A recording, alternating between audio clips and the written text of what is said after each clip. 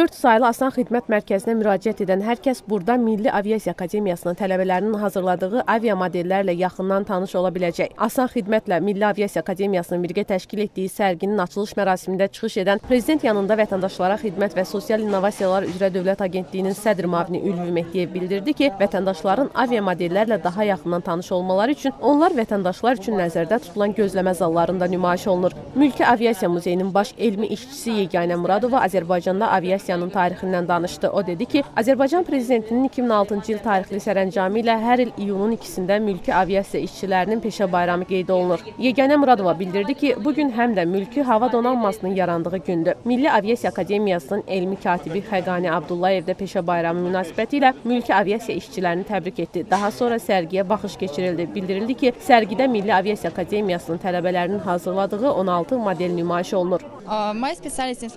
İxtisasım informatika olsa da avia modellər düzəltməyə böyük marağım var. Bugünə kimi 2 model hazırlamışam. Bugünkü sərgidə ilk hazırladığım model nümayiş olunur. Mən bu modeli bir ay ərzində yığmışam. 2013-cü ilin iyul ayında başladım bunu. Hətta 6 ay ərzində başa çatdım bu modeli.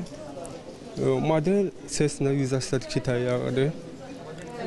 Bu yanacağı metanoldur və bunun materialı baza adlı bir materialdan istifadə edilir.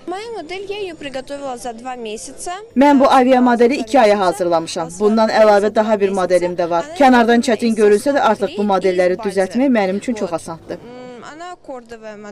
Mülki aviasiya işçilərinin peşə bayramına həsr olunan sərgi iyunun sonuna kimi davam edəcək. Sevinç İskəndərova, Şakir Qurbanov, Hümbət Məmmədov, Azərtac.